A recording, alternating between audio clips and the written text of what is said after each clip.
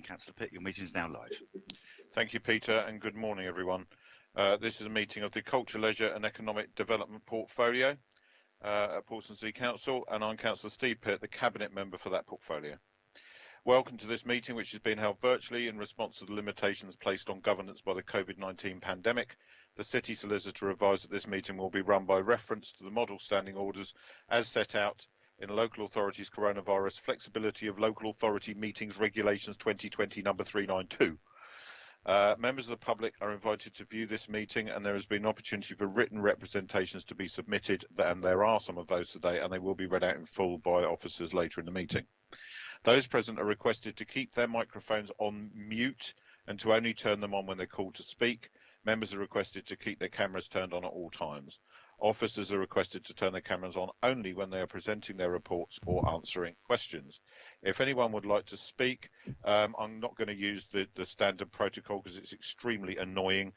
We have not got a vast number of councillors in the meeting today, so what we will do after each item, as I would normally do in a live meeting, I will refer to each of the opposition spokespeople in turn and give them an opportunity to make comments or raise questions accordingly. And members, remember that even after you've done that, if anything else crops up, if you just indicate to me by waving your hand, I'll come back to you. There's not a problem. Everybody will say everything they need to say. If there are any technical difficulties, which there may be, we will endeavour to resolve these, and where necessary we may have to have a brief adjournment. Okay, what we're going to do now is ask people to introduce themselves so that anyone watching this meeting on live stream is aware who's present. So I've already said who I am. We'll now ask the other councillors present to introduce themselves. They are the opposition spokespeople for this portfolio, and I'll go to Frank first. Councillor Frank Jonas, opposition spokesman for the Conservatives. And Stephen. Councillor Stephen Morgan, Labour Group representative. And Claire. Councillor Claire UD, Portsmouth Progressive People Group representative. Thank you all. We also have some officers present today who are here to offer up various reports to the portfolio, and I'll ask them to introduce themselves. Chrissy. Hi, Chrissy McQueen, all studios. Chrissy, just so you know, manager and regulatory services. Chrissy, just so you know, your live stream's breaking up, so when you get to your report, you might have to do it with your camera off. The next person we have with us is Jane Mee.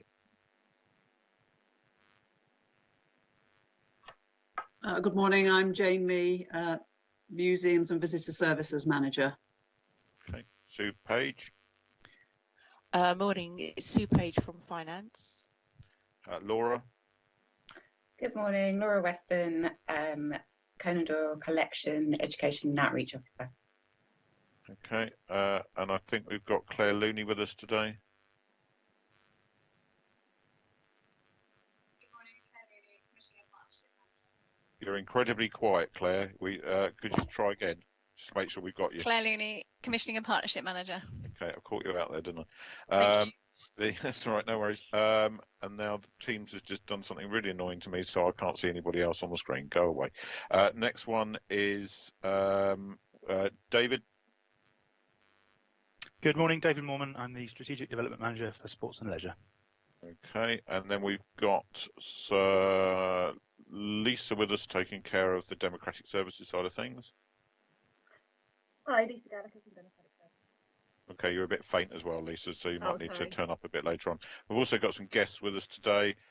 We've got Rob Cunningham. Good morning, everybody. Rob Cunningham, Head of Leisure for BH Live. And Chris Simons is with us as well. Good morning, everyone. Chris Simons, Chief Exec, BH Live. Okay, and the only other person in the meeting is Peter. Good morning. I'm just supporting the webcast. Okay, thank you very much. We may be joined by Peter Balfe, the City Solicitor, at some point, and if we are, I'll ask him to introduce himself when he arrives. Okay, we have done the basics. Now we need to move into the meeting itself. I don't believe there are any apologies for absence today. Lisa? No apologies. No apologies. Everyone's present today. Okay, members, I'll ask you in turn to declare if you have any interests. Councillor Frank Jonas, any interests? No interests, Cabinet Member. Thank you. Councillor Stephen Morgan No interests. and Councillor Claire Udy. Personal but non-pecuniary. I am a customer of BH Live, but not signed up with the pyramid somewhere else. Okay, thank you very much. Just before we move on to the first item before us today, just a procedural point. I'm going to move the pyramids item to the end of the meeting, purely because I expect there to be more discussion about that perhaps than some of the others, and we've got officers with us today who don't need to be here for that, and they've got other things that they could be doing with their time. So I hope that's all right with anyone. Has anybody got any objections? No. Okay, thanks. So Chris and Rob, you're welcome to pay attention, but you can go make a cup of tea if you need to. Okay, so in there, the next item then is item 3, and that's the Portsmouth Museum's annual review and forward plan. And I'm going to ask Jane Mee to present the officer's report. Thank you very much, Councillor Pitt. This is the annual review and update. So reviewing last year and plans for the current year. So as you'll all be very aware, last year, 2019-20, was dominated by the D-Day 75 commemorations, of which the D-Day Story, the new D-Day Story Museum, played a role. And this year, our activity has very much been shaped by the coronavirus pandemic, just by way of introduction. Thinking about our achievements in 2019-20, as I say, a big focus on activity at the D-Day Story, funded by our ongoing National Lottery Heritage Fund project. So we had a series of activities involving the community. So for example, the D-Day 75 community projects, which explore different aspects of D-Day and conflict more generally, led by the third of the project interns. More recently, the work of the Pigeon Squad, a group of young people led by writer-in-residence Steve Tassain, to retell the story of Gustav the Pigeon, leading to the publication of a children's book. Then also things associated with the Landing Craft Tank project, also lottery funded, including the D-Day Story tricycle and volunteers raising awareness of the Landing Craft Tank project throughout the city. The D-Day related activity also extended to Portsmouth Museum and Art Gallery, where notably we hosted the portraits of the D-Day veterans, commissioned by HRH Prince Charles. So they were on loan from the Royal Collection, and obviously that was very well received by visitors. And then later on, we opened Portsmouth Revisited, which included loans from Tate Britain, Sheffield Galleries and the Royal Collection. And very pleasingly, the Royal Collection funded conservation of one work for us to show, and it had never been on public display before. Normally, the lending institution would have to fund the cost of conservation, so that was quite a coup and demonstrated a real interest in what we were doing in the city, which was very good. Oh, and then also the arrival of the dodo skeleton just before lockdown, on loan from Cherry Records. Fortunately, we still have dodos, so we do have people coming in now to see it. We had a lot of building work carried out during the year. We also, as has been reported previously, work continued on the Wild About Portsmouth project to transform access to the natural history collections through improving standards of collection care and documentation, as well as a series of events and activities. So a total of just under 305,000 people visited our 6 sites last year, and visits to the D-Day Story would have achieved 100,000 had we not had to go into lockdown. I feel I have to say that for the D-Day Story team. They're not quite over it. Sorry? They're not quite over it yet. No, not quite over it, because it would have been so nice to have that figure. So looking to the current year, so the plans are shown in slightly more detail in Appendix 1, what I call the plan on a page. I think quite significantly for the museum service, the museum strategy is due for revision and update. And we started the process off by what we called a peer challenge review by a colleague from the Derby Museums Trust, and a facilitated workshop with staff. And we're currently carrying workshops out with the community to explore what makes the city special and what our approach should be going forward. What are the stories we should tell, and who do we want to reach and involve in that process? Obviously, Landing Craft Tank comes to the fore this year. The conservation of the vessel is complete. It's arrived on site, and the 2 D-Day tanks, also conserved, have been put on board. So the next phase for us, as featured in a further report, is preparing for opening later this year, and developing a viable business plan in the light of COVID-19 and the reduced visitor numbers that we expect. And then we want to continue to develop new and existing audiences and find ways to engage more people more deeply with our work. And we're very lucky at present because we still have lottery funding for activity plans from 3 projects actually, and these have all been adapted and extended, reflecting the impact of COVID. So we're doing a lot more digitally, especially around the Landing Craft Tank project. We also contributed digitally to the Heritage Open Day programme. The Collecting COVID-19 project is underway, and we're just about to open a display at Cascades to showcase the natural history collection. So that will open very, very shortly. And we're very keen, as part of that project, to demonstrate the potential of museums to animate and contribute to the regeneration of high streets in the same way that Southsea Library has in Southsea. We're also developing our staff. We want to raise standards of customer care and empower people. And we've introduced what we've called the Happy Museums project, which aims to set standards to which we aspire and equip staff to achieve them, just being a bit more clear about what we expect from our team.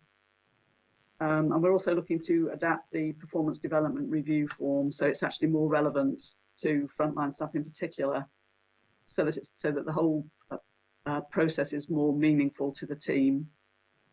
And I think it's also very important, particularly for the Landing Craft Tank, the Landing Craft Tank project. We need the team of paid staff and unpaid volunteers to work as a single entity, and so we're investing time and effort in making sure that happens. And the other main thing really is preparing for accreditation. This is the national benchmark for museums in England. It's managed by the Arts Council. We were due to reapply in 2021, but this has been pushed back slightly. But we need to go through all our existing policies and plans, make sure they're up to date, and also there are some new ones that we will need to introduce. Thank you very much, Councillor Pitt. Thanks very much, Jane, for a full report. I'll go to Councillor Frank Jonas first for any comments or questions. Well, first of all, thank you, Jane, for a very thorough update and the plans that you have in mind for the museum. I was lucky enough to have a tour of the Landing Craft. It is phenomenal. There's no other way about it. If you get up on the bridge and look through the small port at the poor man that had to steer that thing, it's absolutely amazing. So I think it's going to be a terrific attraction. And I just think the people of Portsmouth and the visitors will just have so much to see and enjoy about the thing. So, yeah, thank you. I completely agree with you, Frank. That was the wow moment for me as well. The first time I went on there and looked through that tiny little hole that he had to see through to land on a beach where all hell was breaking loose. It really does bring the whole thing in sharp focus. So I completely agree with you on that. Councillor Morgan, please. Thank you, Steve. I just wanted to thank Jane and team. I believe that our museums are our heart and soul of our city. So thank you for what you and volunteers are doing in very challenging circumstances. Thank you. Councillor Udy. Not much of a comment, but thank you for your report, Jane, and keep up the good work. Thank you. Okay. Thanks, Jane. Actually, one of the highlights that for me was the charter being there and the reading out of it in Old English. It was quite a thing. I think I haven't missed anything. I managed to get down to everything either side of the pandemic, And if anyone's watching on live stream and you haven't been to Portsmouth Revisited 2 yet, please go along. There's some great things, and you will find that both Councillor Morgan and I are featured in the Plagues of Southsea, which is for better or worse, I may add. I don't think either of us would necessarily have chosen to pick ourselves in that way, but Pete Codling's done an amazing job on it, and it's really stunning. So if you're in the area, please go and visit the museum, and it's incredibly well set up to be COVID safe. You'll feel very relaxed while you're in there. Thank you, Jane, and the recommendations are all accepted on your report, so thank you very much indeed. I'm juggling 3 different pieces of technology today, so please forgive me while I scroll on to the next one. The next one is item 4 on the agenda, so that's the museum collection development, and that's back with you, Jane. Thank you very much, Councillor Pitt. This report is an update on some activity around collections development. The report considers 3 collections: collecting in relation to COVID-19, the mounting collection of domestic items, and also a review of the handling collection. The first paragraph just sets out what we collect and why, and some of the constraints that we collect under. So the constraints in some ways are a positive thing, because they ensure that we collect material that is relevant to the city, but also material that we have the resources to care for properly. And it just reminds us that the decisions around disposal, in particular of items from the collection, have to be made by the museum's governing body. And this is part of our the accreditation standard. So looking at the 3 different collections, the COVID-19 material, it's a really, obviously, a once-in-a-lifetime opportunity to collect whilst a significant event is actually taking place, rather than doing it retrospectively. So as soon as lockdown began, we went into partnership with the archives to develop plans to collect objects and material relating to COVID-19. And we've been offered a very wide range of material, including art produced during lockdown, homemade face coverings, face shields, etc., and as well as signage produced by local companies. And social media has been really important in terms of what we've collected. And actually the process of obtaining the items has also been interesting, because obviously we've had to do it with social distancing in place. So in some ways that's advising members really of what we're ongoing work. But as I say, it's a really nice opportunity. Sorry, I mean, nice isn't necessarily quite the right word, but it's a really good opportunity to collect as something is unfolding. The mountain collection. So this is a formal request for disposal. This is a collection that we acquired immediately after the Blitz, when a lot of the majority of our collection was destroyed by a bomb that fell on the museum. And we put a call out for material. So this collection was given by Mrs. Mountain of Tunbridge Wells, Kent. It's a group of domestic items, but unfortunately, there is no accompanying information with this collection. It's a large collection, it's occupying a lot of space. And since it was given, we've collected material that is far more relevant to the city, with good provenance, and has a resonance with the city and the story of the city. We therefore feel there's no real merit in retaining this collection, other than a handful of items that we would like to keep, and therefore we would like to dispose of it in accordance with the council's collection development policy, in which we would firstly offer it to other museums, in the hope that there would be another accredited museum that would want it. And obviously the museum in Tunbridge Wells will be a starting point for that process. So we will be following the council's formal policy with respect to this collection. And then just as also as an update, really, the handling collection, it's a huge collection of objects that's been required over a long period of time. It's occupying a lot of space, and it actually hasn't been processed, so a lot of it has never been used. So the intentions have been good, but the implementation application has been not. And I just feel it's something we need to get our heads round. Fortunately, we've had some money from the lottery linked to one of our other projects and backfilling a member of staff, which has enabled us to appoint somebody to go through this collection. And I must admit, he's going through it like a dose of salt. We're not planning to get rid of everything. We want to keep some items, and we have devised a formal process for deciding the future of different objects. So some of them will be offered to other museums, but some of them are we feel the value of them is less. So for example, they might go to a charity shop. If something's in extremely a poor state of repair or something, we may consider putting it in the bin. But we're keen to make sure that these objects are used in a worthwhile fashion going forward.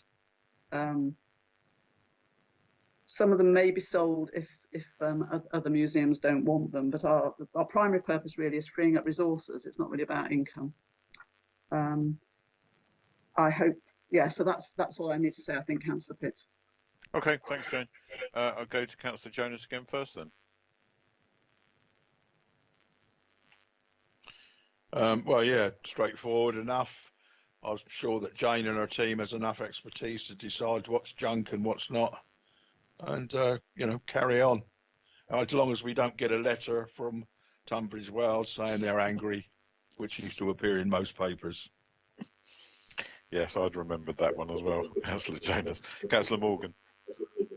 No formal comments, but I know there was a generous offer at the informal briefing for Councillor Rudy to work through the lawn mowers and the chimney pots, so I hope she's done that, Jane.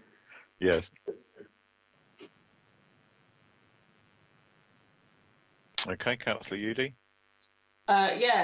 Please hit me up, send me an email. I'm more than happy to help because it's my dream job, 100%. I would chuck away my Law Masters right now just to do that for the rest of my life. Thank you.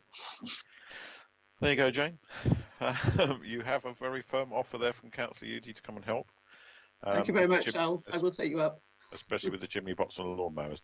Okay, so I didn't follow the process exactly on the last item, for which I apologise, but these things are a bit of a moving feast in the way they're updated.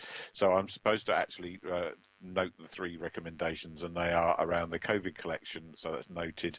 The rationalisation, the handling collection is noted, and approval is given for the disposal of the mountain collection in the most appropriate way by Jane and the museums team. So thank you, Jane. I think we're now back with you again because we have landing craft tank and the exciting preparations around opening. So back with you. Yeah, so this is a for information report only. As you say, just to describe the preparations for the opening of landing craft tank. So as you all know, she has arrived. All the conservation work is complete, including the conservation work on the 2 D-Day Story tanks.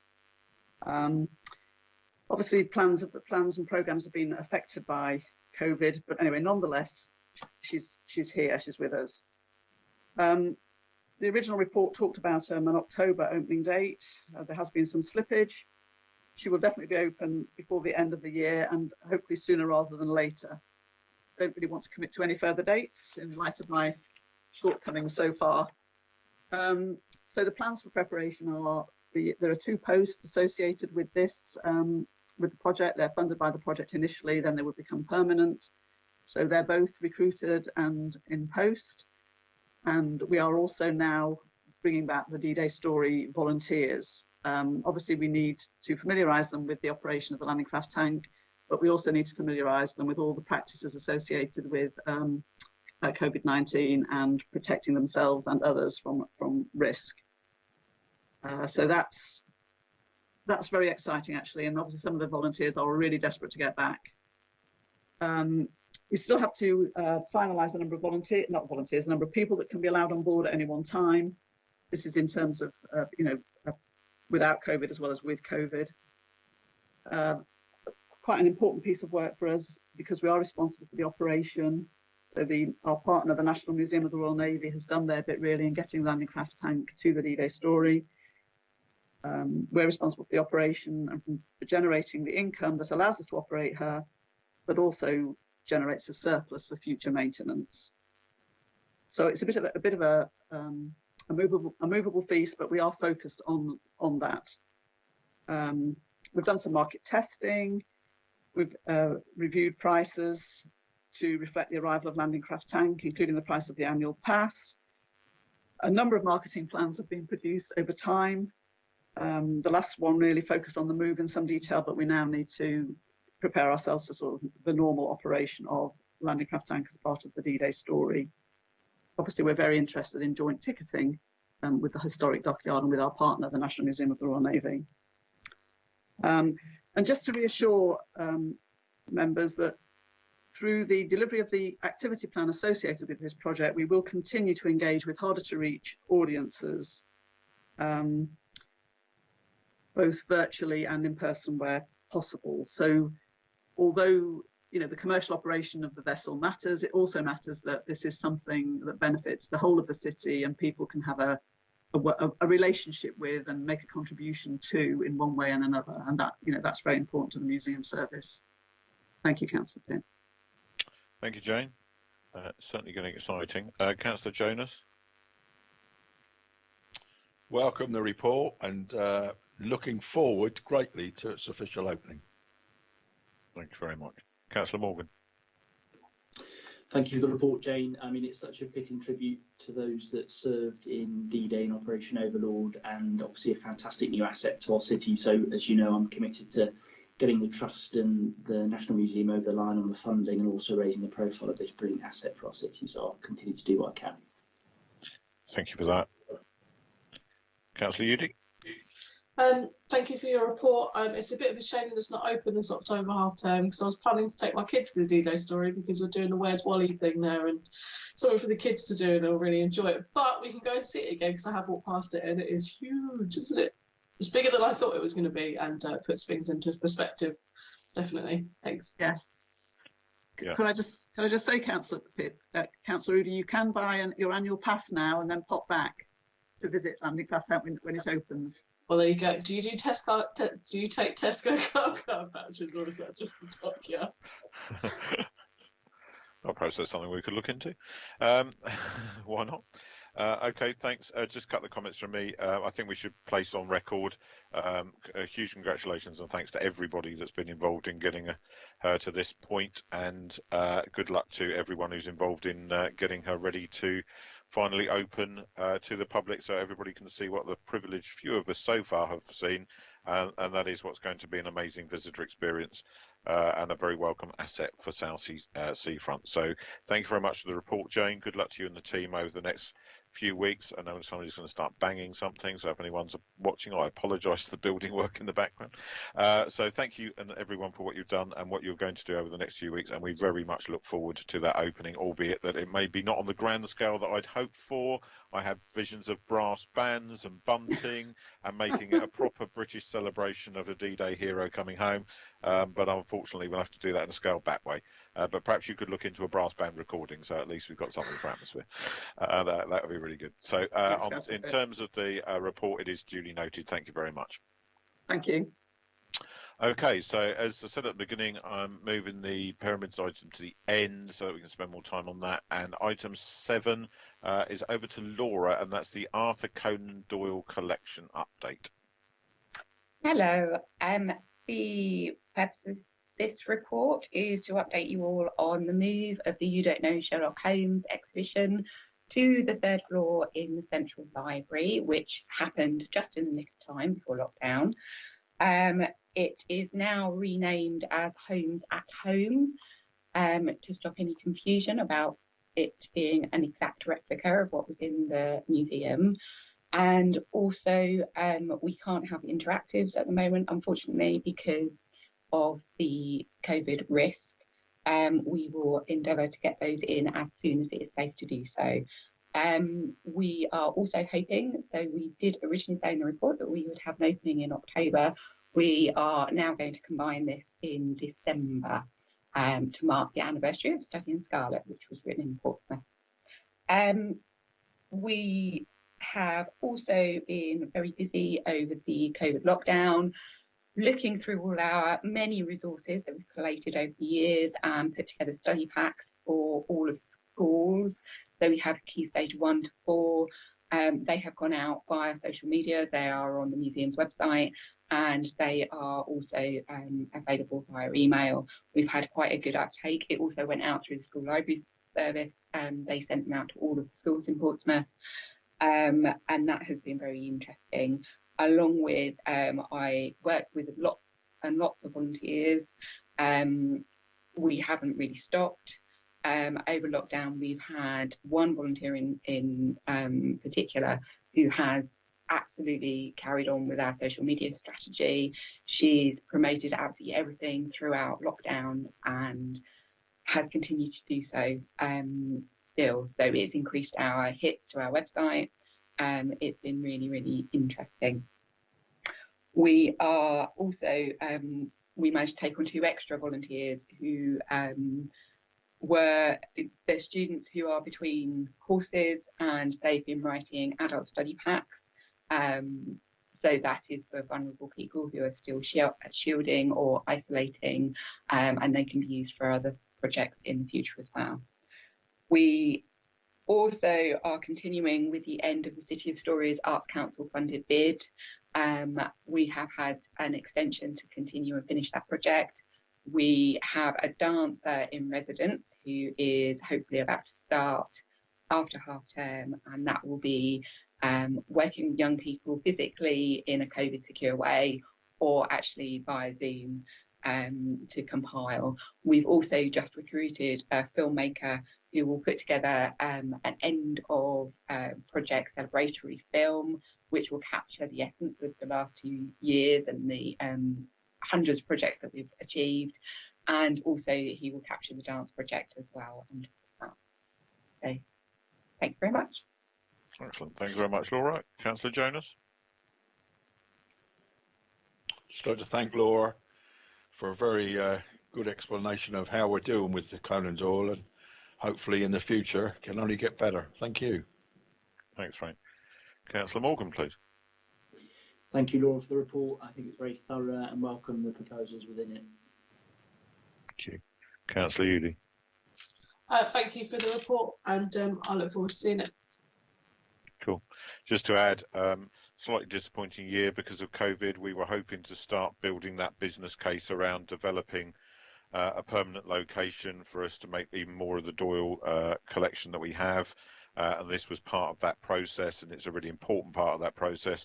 But hopefully we can still pick that up from December, and it'd be very interesting to see how it works in a different space that's not the museum where people are used to seeing the items displayed. So we'll look forward to an update on once it's been open at some point in the spring, Laura, perhaps. Yes. Okay, so thank you very much for that, and keep up good work. And can you pass on our personal thanks to that volunteer who's worked so hard during lockdown to keep everything going for you? Yes, I will. Thank you. Excellent. Thank you very much indeed for being here today. Okay, and that's it from Laura then. We're now on to the reports noted for the minutes. Item 8, the Hot Wall Studio update. And that's Chrissy McQueen. Good morning, Councillor Pitt. I'll not turn my video on to hopefully get a better connection, but you'll have to let me know if it drops out. We've brought this information only report for the Hot Wall Studios to update on the work that we're doing mainly through the national lockdown for the coronavirus pandemic. But yeah, the support that we've given to our artists and other organisations that we've worked with as well. Firstly, to talk about our Pause, Reflect, Create project, which we applied to the Arts Council in England emergency funds project. We wanted to be able to support our artists financially, but also be able to have some legacy that came out of that project. The idea behind it was that we can we've got 21 artists at the Hot Wall Studios, and it was to be able to commission a piece of work from each of them in response, so their response and their situation through lockdown, but also how it reflected on the city as well. The idea was that would come out digitally, as well as having a physical exhibition at the end of the project as well. We were hoping to have that physical exhibition in November, but we've now actually pushed that towards beginning of next year. As everybody is aware, we sort of have ever-changing situation with COVID-19. So we'll be able to see that physically at the beginning of next year. However, weekly we have digital updates through our social media and our website, talking with the individual artists about how they're creating the work and the effect that lockdown had for them as well. So this was a good way to be able to support artists creatively and financially through the lockdown, and we were very pleased to be able to give that support to them. Another area that we worked in supporting artists was we worked closely with Portsmouth Creates on their We Believe arts trail across the city. So we had a bit more of an admin role through this, but we also provided resources through free poster sites across the city as well. This was a successful campaign for Portsmouth Creates.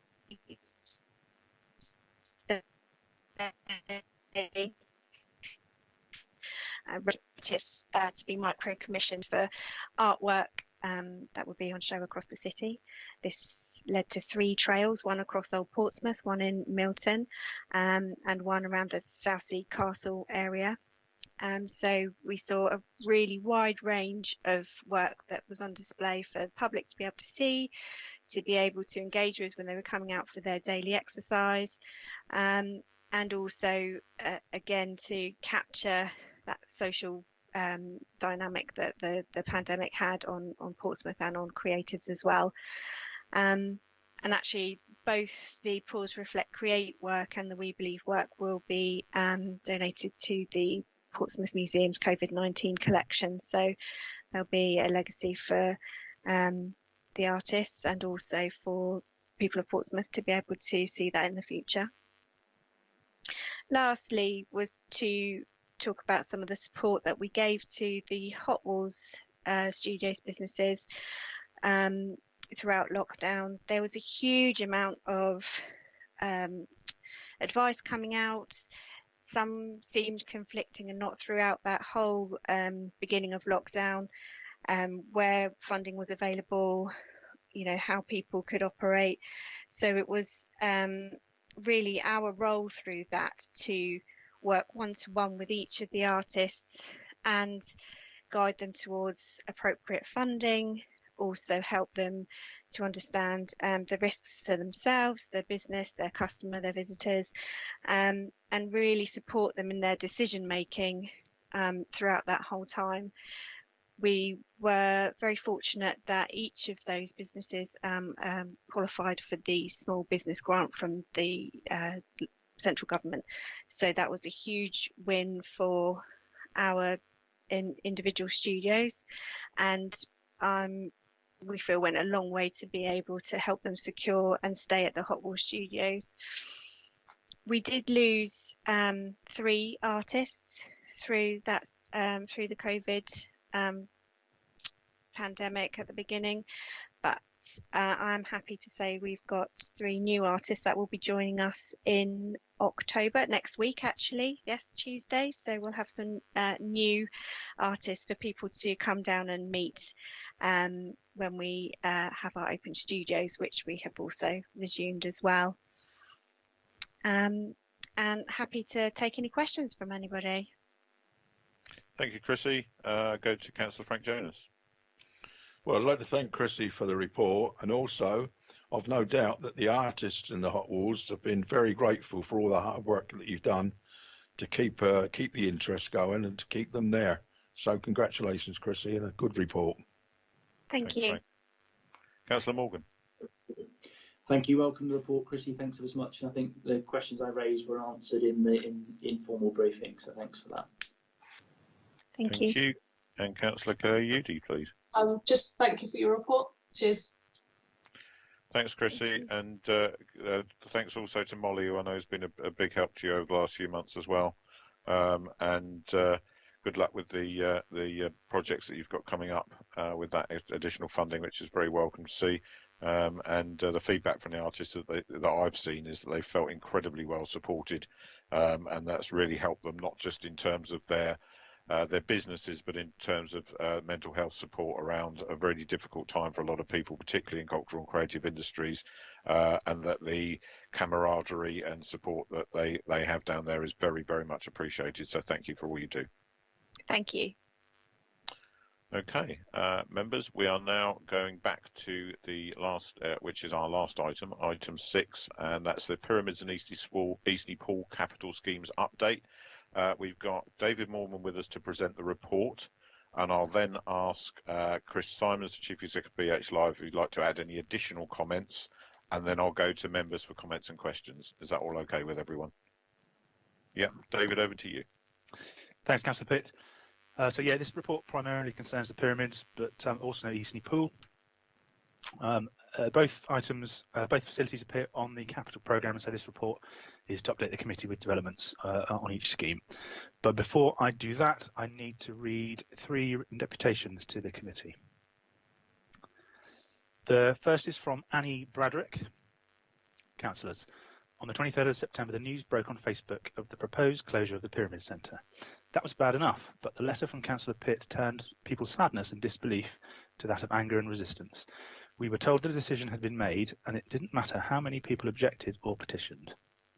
That was the red rag to the bull. I feel he went to a lot of trouble to present a fait accompli, but in fact those words opened a can of worms. I worry that 10 people are allowed to decide any issue out of hand. That these 10 people have an allegiance to a party called Liberal Democrats is almost comical in this instance. The Mountbatten Centre is a multifunctional building which helps to spread costs. The Pyramids has a spa which has foot spas with a heated seat. Comical if it wasn't so serious. Councillor Pitt, in a personal reply to me, you said, and I quote, I am absolutely committed to investing in a leisure facility that will provide swimming for all ages and abilities in the southeast of the city, but that money is best spent replacing Eastney Pool, which is also at end of life, with a new facility which we won't have to knock down in 10 years' time. So why, Councillor Pitt, didn't you do that first and then knock down the pyramids? Perhaps we could have a date of when this might come about, because as of spring next year, the southeast of the city is going to be devoid of a family pool and the music lovers of a concert hall. I have spent the last 3 weeks writing emails to all and sundry and am spent. The comments on the media have reiterated over and over again our personal views on the decline of the last 5 years of this unique pool. You cannot fail to be au fait with them, but you have not once apologised for the failure of this administration to look after this grand old lady. You expect us to accept your analysis and figures at face value. You have no guarantees that this soft play area and extended gym will indeed make a profit. It is again a standalone project with no facilities for people of all ages. Is it really credible that at such a location there is only one alternative, a giant soft play? With no vaccine, we're going to be facing COVID-19 for some time to come, and a soft play area will be difficult to regulate. This administration had the ideal opportunity to revamp this building into a multifaceted sports complex, but as things stand, you, the Cabinet, have decided to take this decision alone and without any consultations except those between yourselves and BH Live. So I hope you'll take it on the chin when in future your decision is viewed as a monumental mistake. Thank you, David. Next second deputation is from Peter and Margaret Viner. In common with many other council taxpayers in Portsmouth, we were shocked to hear about the decision to turn the pools at the Pyramids into a soft play area and the plaza an extra gym, without recourse to the people of Portsmouth. This will be just adding an extra venue to a sector with many outlets in the city, most of which have free parking. In his report, printed in the news, Councillor Pitt said, and we quote, "We're committed to provide fantastic sport and leisure facilities for all residents. As very disappointed patrons, we can state that the swimming facilities for all residents, and especially the elderly and disabled in this city, are abysmal. We are left with 3 pools. Mountbatten in the north, open but not viable for many elderly and disabled due to thin vertical steps into the pool. Charter, attached to the school and not available for public swimming during the day. And Eastney, closed. Eastney, although old, is better, but we are getting conflicting answers to our queries. We have no respect for BH Live, who fob us off with untruths. We have senior annual passes from BH Live that cost us nearly £300 each and used by us only for swimming. It has been a shocking experience. Swimming venues closed without notice due to either staff shortages, only 2 needed at Eastney, or water quality. We and many others in our situation would appreciate honest answers concerning these facts, and we hope that COVID is not given as a response. That will pass eventually."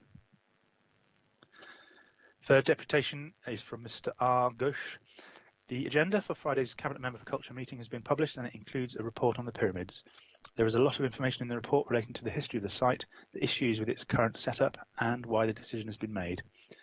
It is interesting that the report is for information only, and it is stated the decision has already been taken, and presumably it is too late to be changed. It is quite remarkable that such a significant decision about the provision of council services and commitment of millions in taxpayer cash can be made behind closed doors without any opportunity for formal input from other councillors or members of the public. May I ask why this has been the case on this occasion? The report seems to justify this on the grounds of needing to respond to the emerging priority of the pyramids, although it is not explained what is meant by this. Could this be explained, please? This approach to decision making has clearly been signed off by council officers, so I can only assume it is both legal and constitutional, but it doesn't strike me as particularly good governance. I understand that the proposed change of use has been in the pipeline since last year, so why not engage the public at a much earlier stage, i.e. before the decision was made, and give people the opportunity to have their say about what they want to happen. After all, this report was published on democracy.portsmouth.gov.uk. However, it seems from the outside to have been an undemocratic process which has led to the decision. To summarise, could I ask for the grounds for needing to respond to the emerging priority of the pyramids to be explained, please? And could I also please ask for an explanation in regards to the lack of consultation about such a loved and cherished provision, and why other councillors or members of the public were not given the opportunity to give input? Thank you for your time. Okay, thanks, David. There are specific questions in that third deputation. Do you feel that your presentation of your report will address those? I think it will. I think we should probably press on and see if there's any anything not touched on at the end. Okay, that's fine. Please proceed. Thank you. So the first point to make is to acknowledge that this report is for information only. I've been instructed by the Council City Solicitor and the Section 151 officer that the decision included in this report, that is the reallocation of money between capital schemes, is a delegated decision which is taken by the Cabinet Member in consultation with the Section 151 officer, and this report is the means for reporting on that decision. The report's quite long, but I'll touch briefly on the earlier sections as they provide context and background to the later sections. It's well understood that physical activity is an important element of a healthy lifestyle, and local and national policies make recommendations about levels of activity. Portsmouth lags behind regional and national levels of physical activity, particularly among children. Physical activity plays an important role in tackling obesity, which is linked with a number of health issues and in particular at the moment with poor outcomes from COVID-19. Levels of obesity in Portsmouth are higher than national and regional averages, particularly among children. The availability of quality sports and leisure facilities in places where people can access them is essential.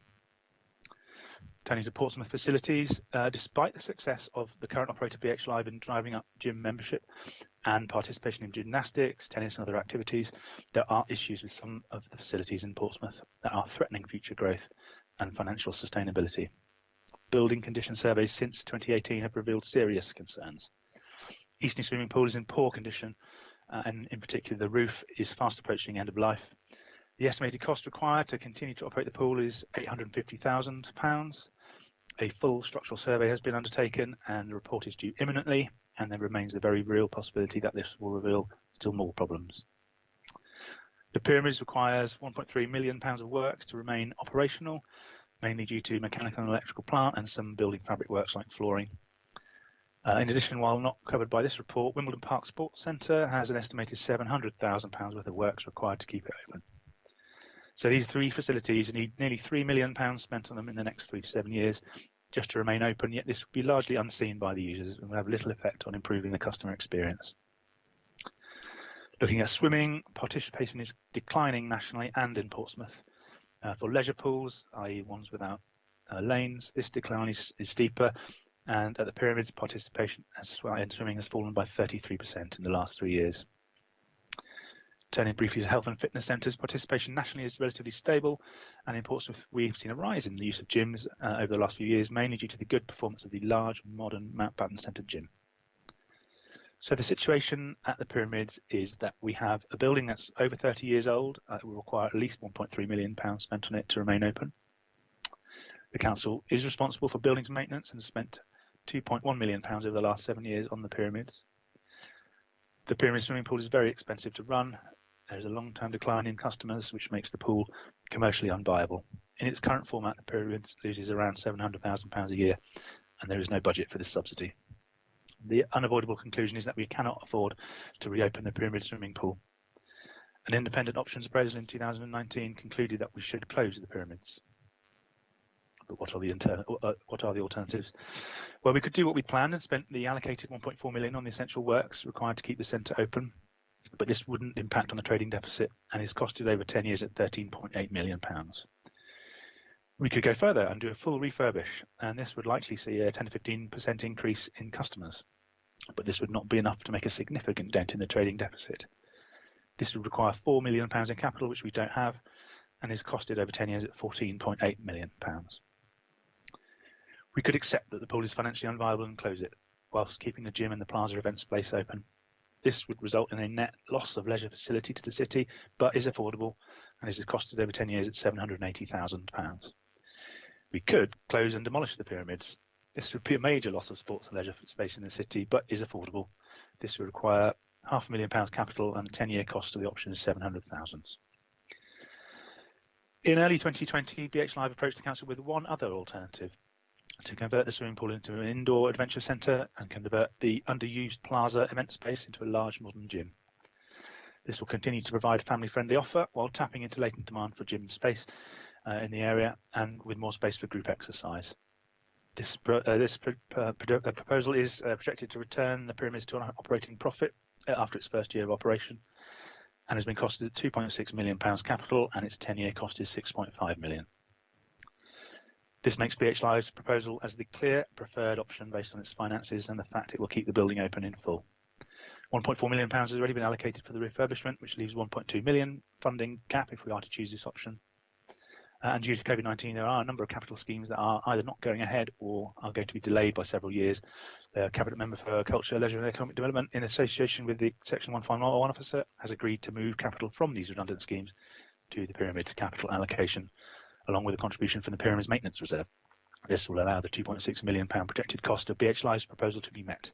In conclusion, the only affordable option available to the council, which keeps the Pyramids open fully, is BH Live's proposal, and so officers are proceeding with this proposal. At this stage, I'd like to invite Chris Simons from BH Live to join and address the committee. Thank you, David. Good morning, Chris.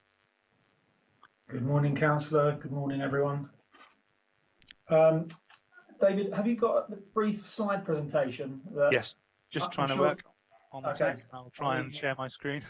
Technology. And whilst you're trying to load this up, I think we need to qualify the context of this.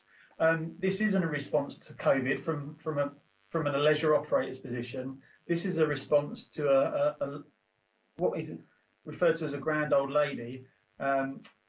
It's a 30-year-old leisure pool that was built at a time when we was in a completely different space, both economically, in terms of customer use, and in terms of environmental sustainability.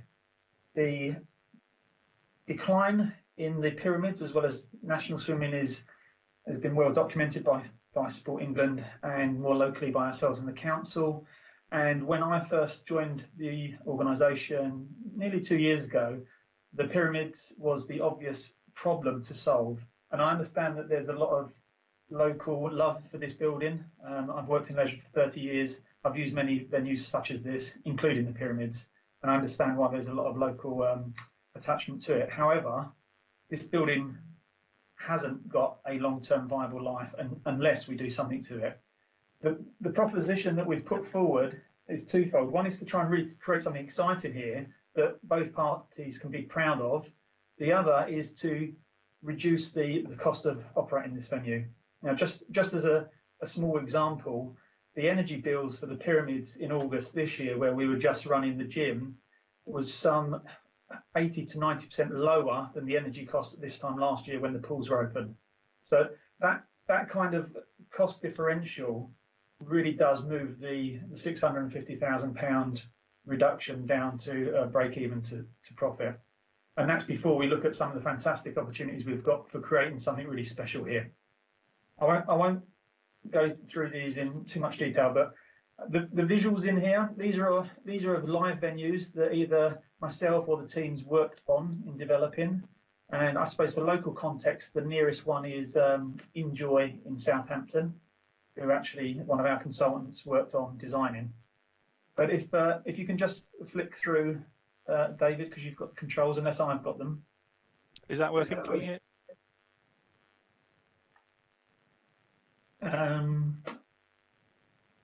Can you go to the next page? Yeah. I'm still seeing the first page. I don't know about anyone Really? else. Okay. Let me try and.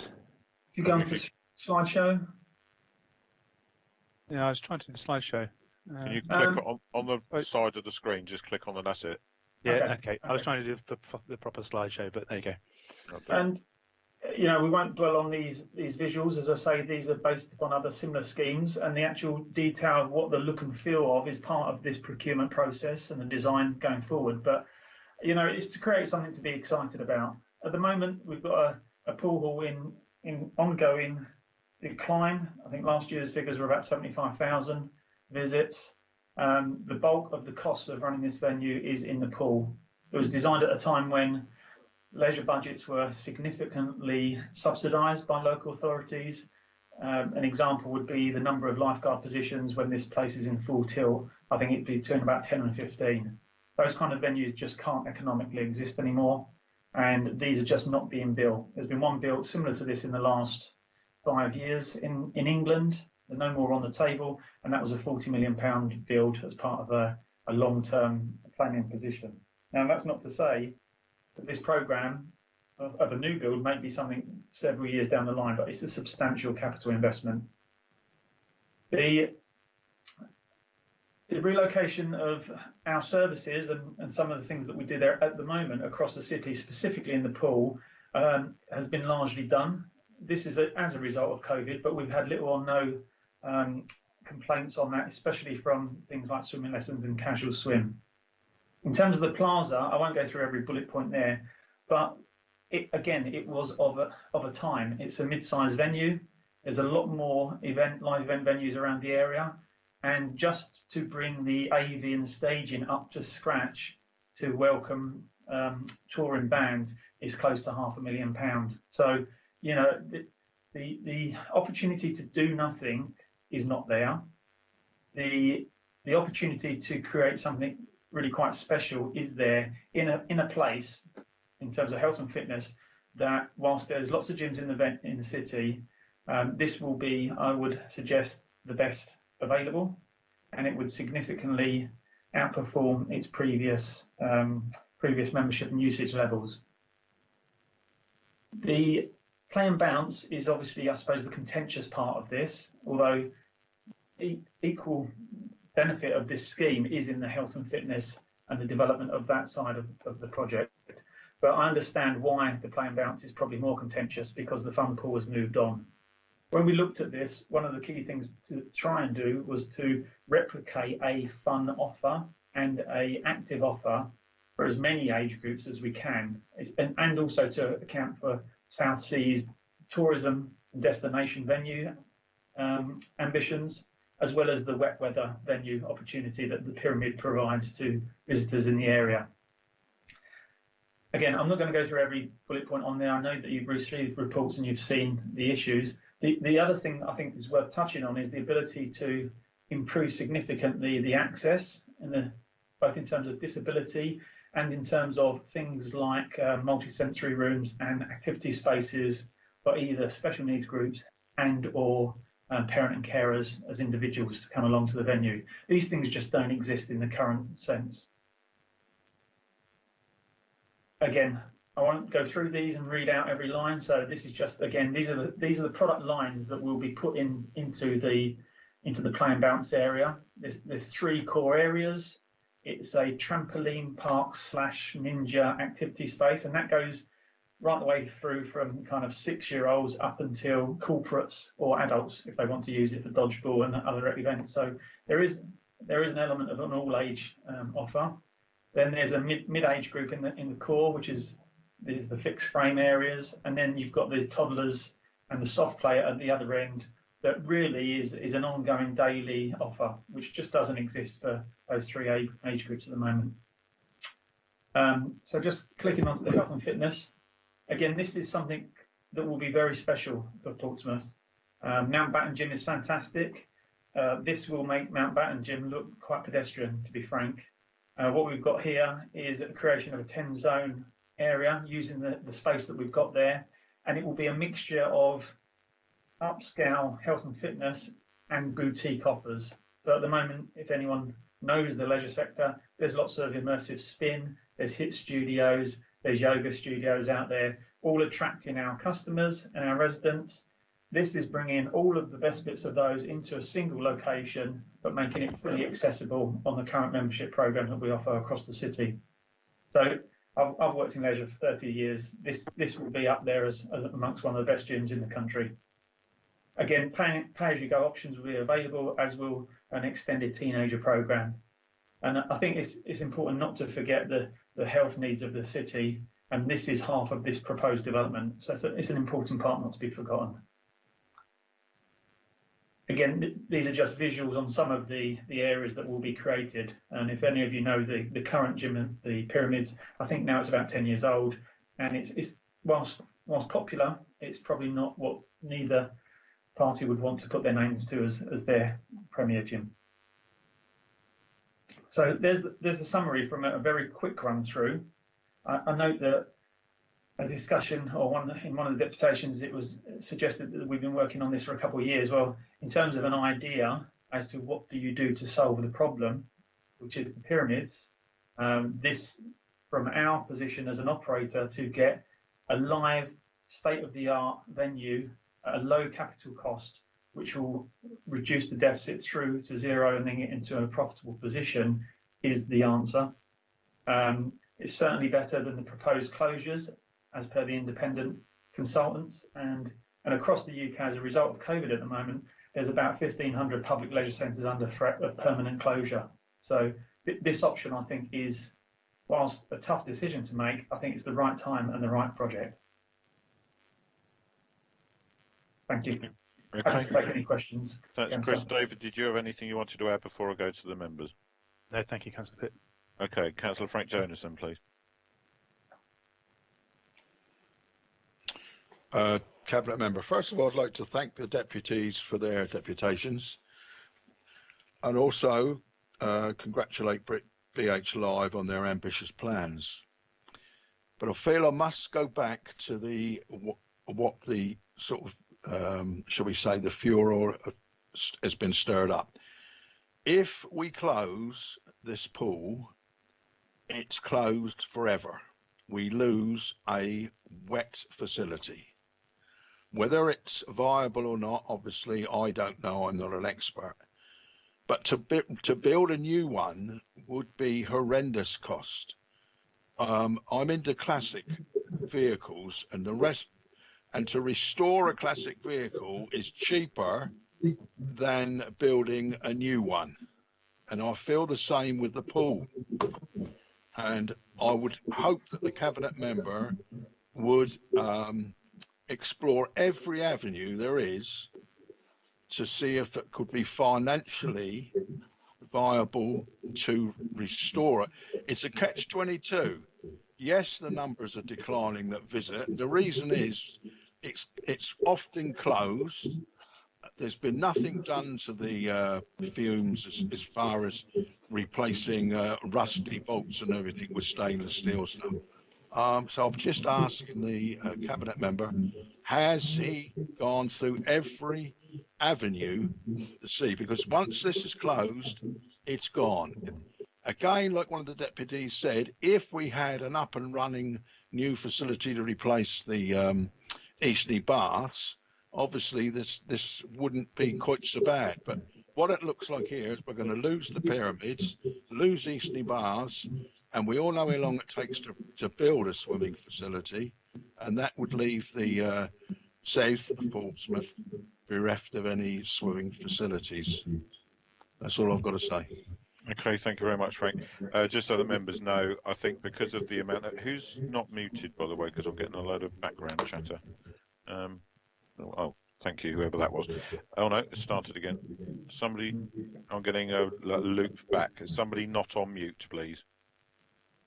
1, 2. Yes, it's gone. Thank you, whoever that was. Much appreciated. It's bad enough listening to my voice once, never mind twice. Just so you know, at the end, I'm very aware of all these comments that have been made on social media, in the press, and the discussion at full council on Tuesday.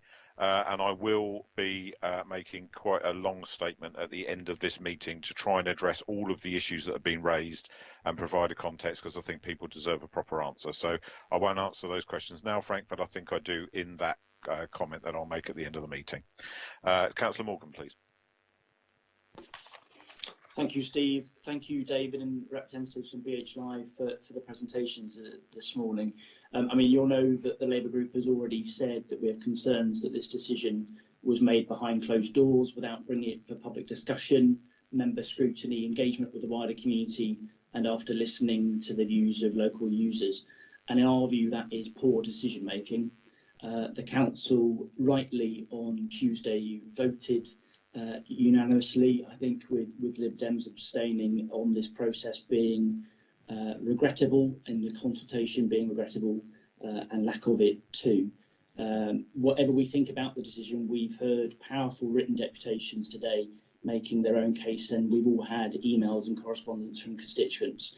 As one wrote to me, clearly a lot of residents would like the council to at least debate this more openly. Their blinkered option is not going down well with residents who, let's face it, will foot the bill. So finally, I think the Labour Group believes that governing inevitably involves tough decisions, and the Labour Group believes that it's always better to do that with. Okay. Thank you. Councillor Udy. Oh yeah, I've spoken about pyramids loads, spoken about it on Tuesday, spoken standing up for you online, Steve, haven't I? It's tired me out.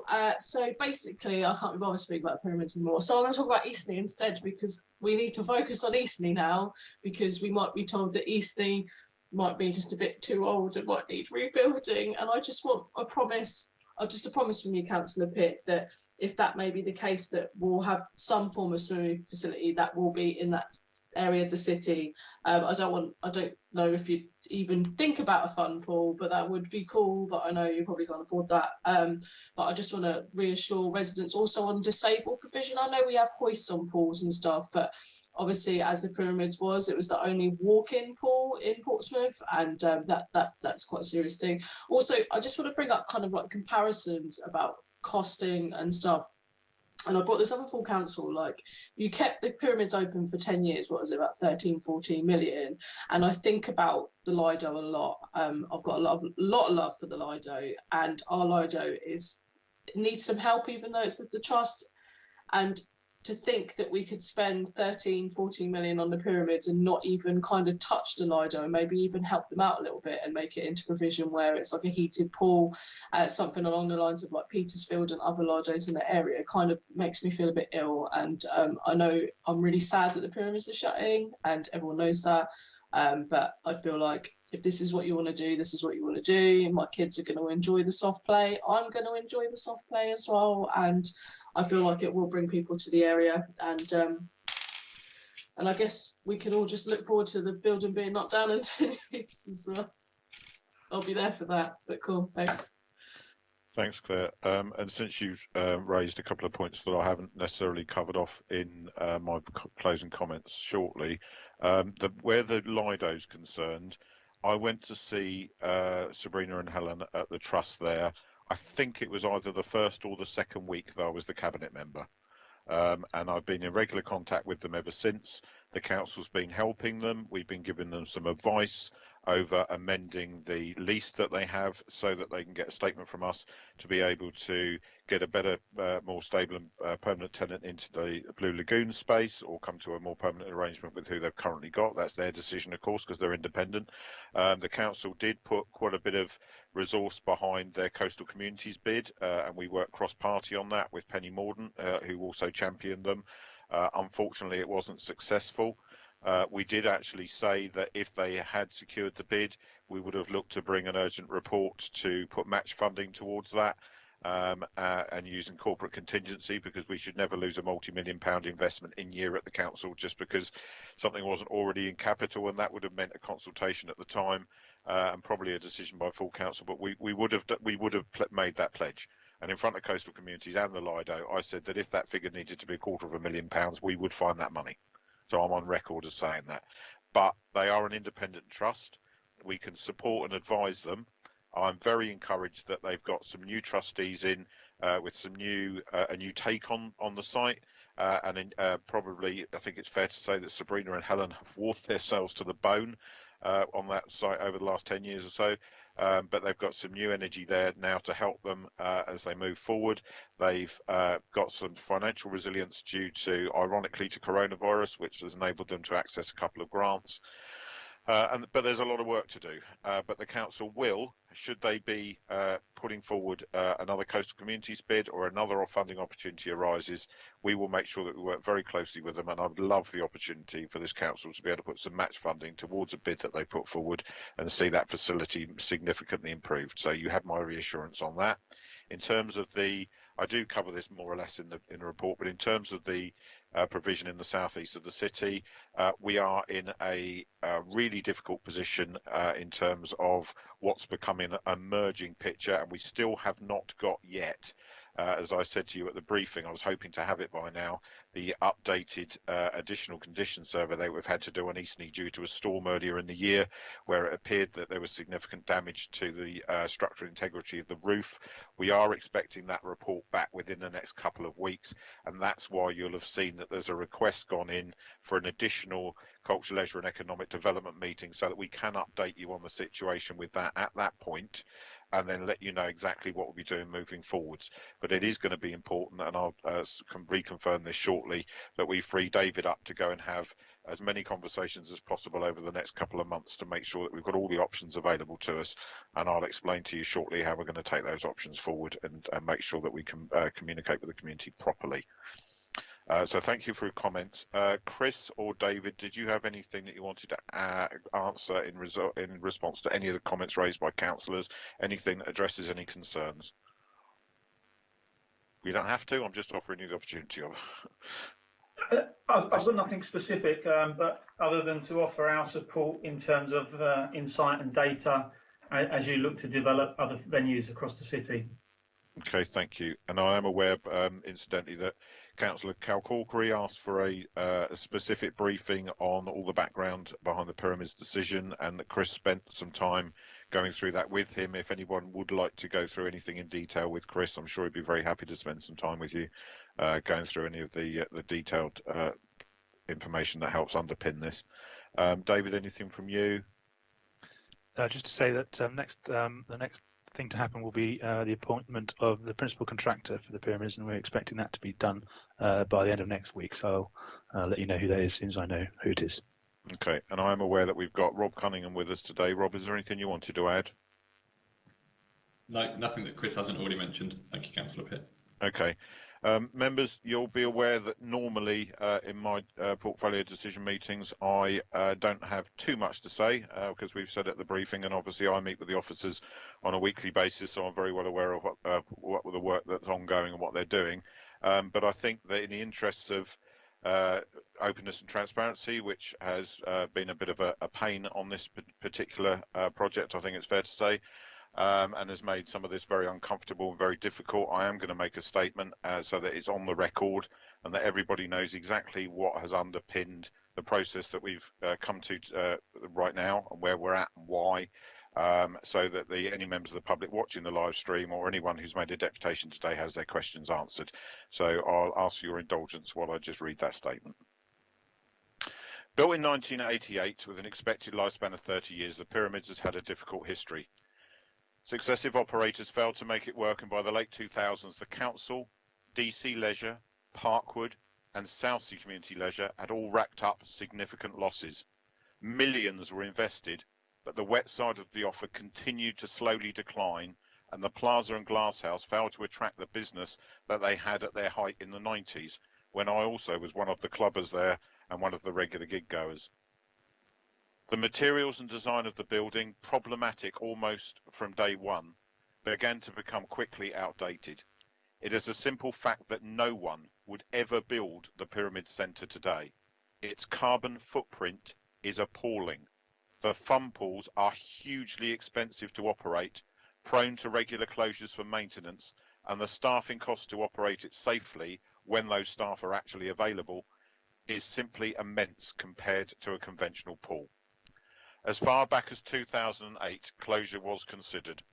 Other uses were considered: ice rink, roller rink, Eden Project style attraction, and even a church. Options were looked at to demolish it and build a new leisure centre, a hotel, or even just to level the site and return it to open space. There was heated political debate.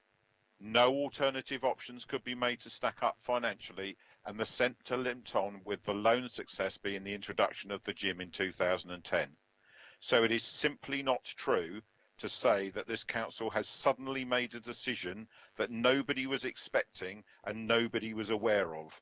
All that had happened was a very large can had been kicked down a very long road and, in my view, achieved very little other than to delay the inevitable.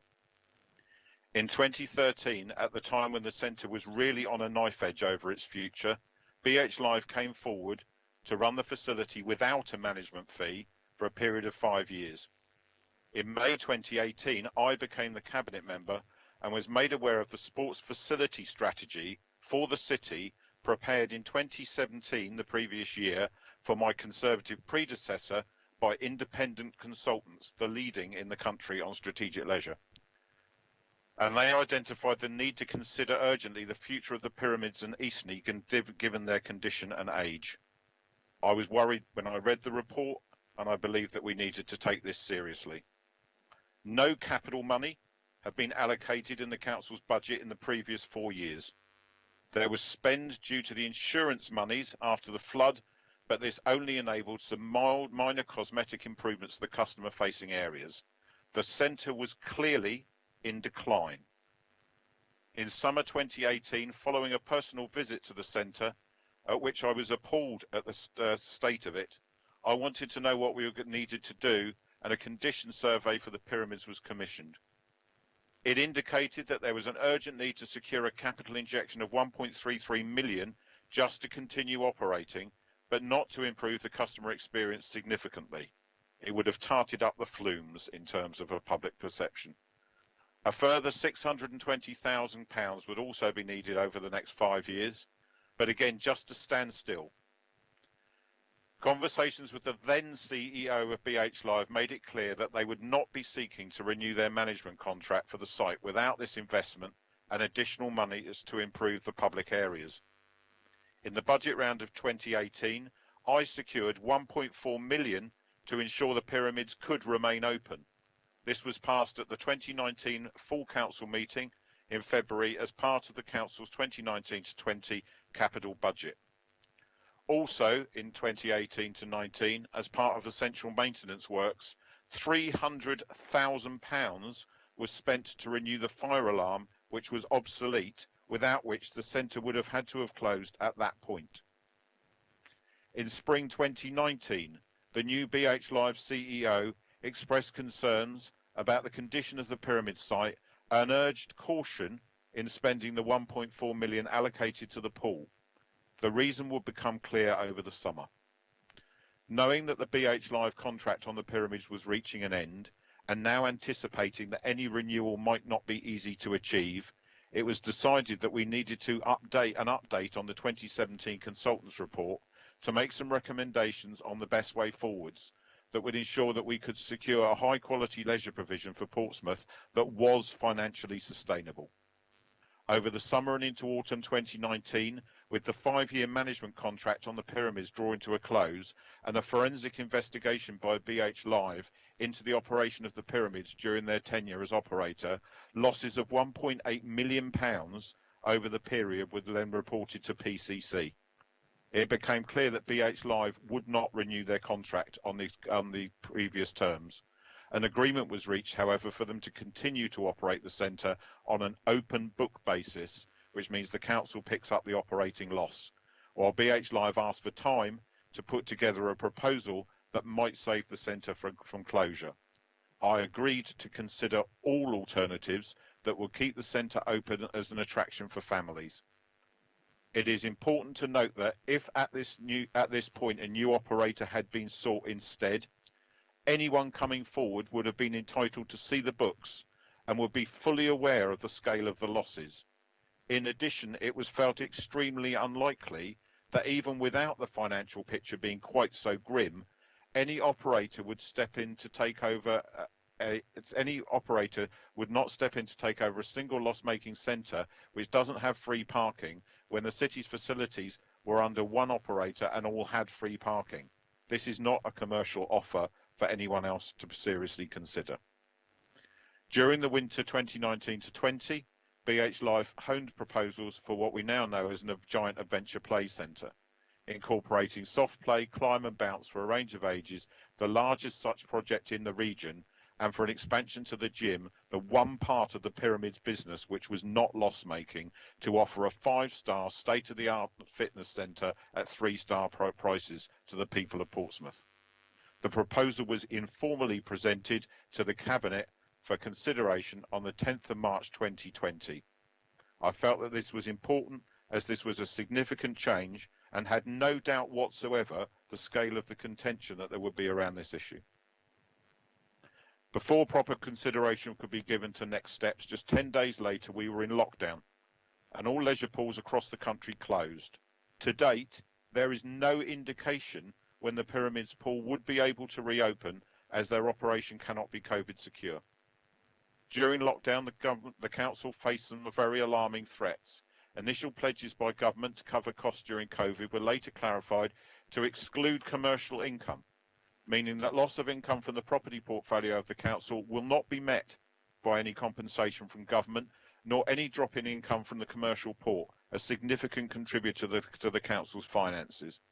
As of today, that gap stands at £12 million, with a second wave of COVID now clearly upon us, and future and more uncertain than ever, with the transition agreement arriving over Brexit at the end of the year.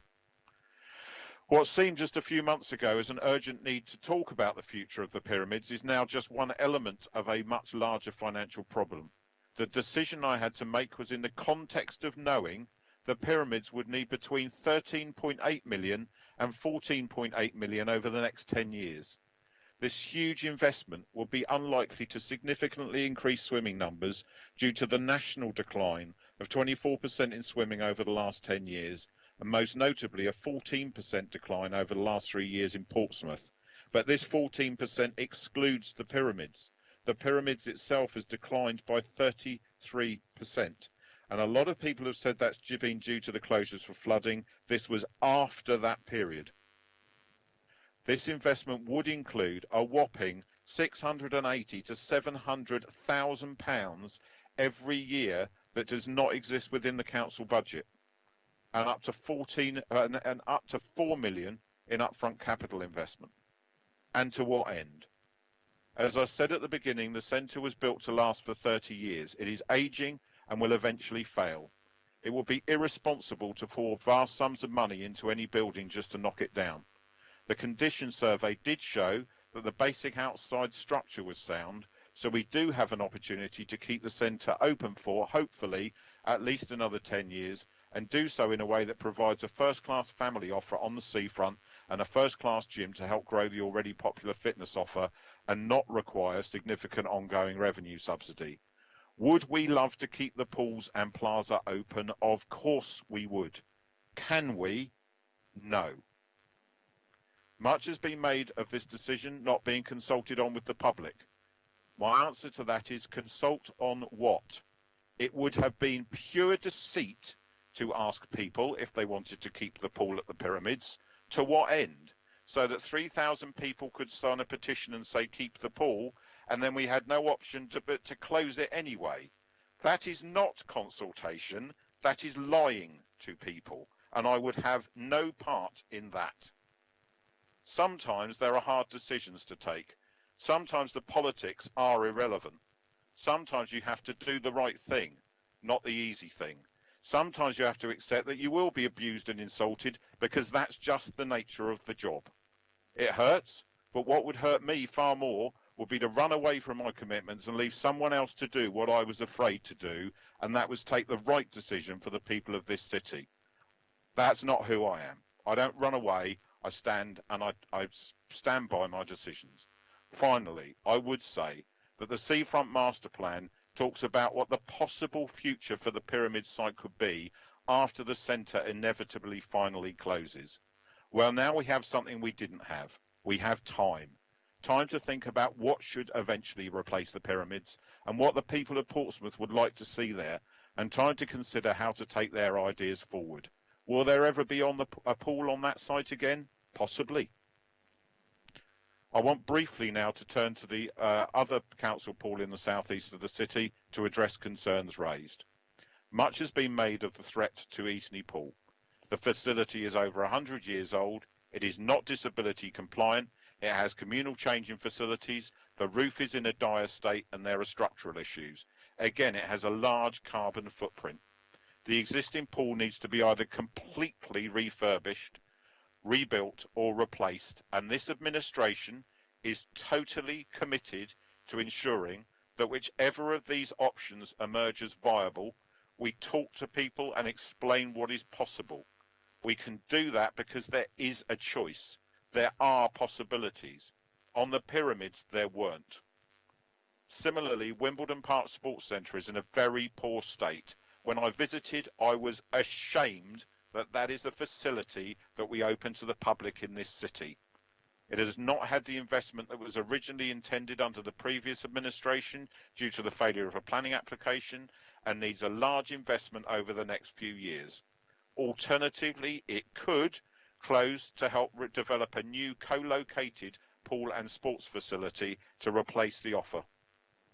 If this latter course of action were to be followed, this would in fact fulfil the recommendations of the 2019 report from leading industry expert Strategic Leisure and have the potential to reduce capital liability, increase customers, increase revenue generation, better address the health and well-being priorities of the city and deliver better long-term value from capital investment. I have asked officers to explore all options available to the council and report back to the next meeting of this portfolio with an update on both Eastney and Wimbledon Park Sports Centre. Change isn't easy and it isn't always for the best. However, in this instance, there is an overwhelming case for ending a long period of sticking plasters over the problems and committing to a future based on sound and bold investment so that the people of Portsmouth are served by quality leisure facilities fit for this century for them and their families, not the faded icons of the last one. Thank you for your indulgence in listening to me today. It's been a very big issue and I felt that it was very important that there's somewhere online that anybody in the city who's concerned and wants to hear a full explanation has the opportunity to have that, as well as to hear your own comments, members, about this issue. We will have ongoing dialogue, I assure you of that, and you will be fully informed of all the ongoing discussions that take place and brought into the loop, as will the community and any affected parties. I've taken no pleasure in this decision, but I do stand by it, and I am convinced that in time it will be seen to be the right one. Thank you all very much for today, and thank you for Peter for supporting the meeting and to Lisa, and thank you particularly for Chris Simons and Rob Cunningham for coming along to support. And to those watching, I've done my best. Thank you.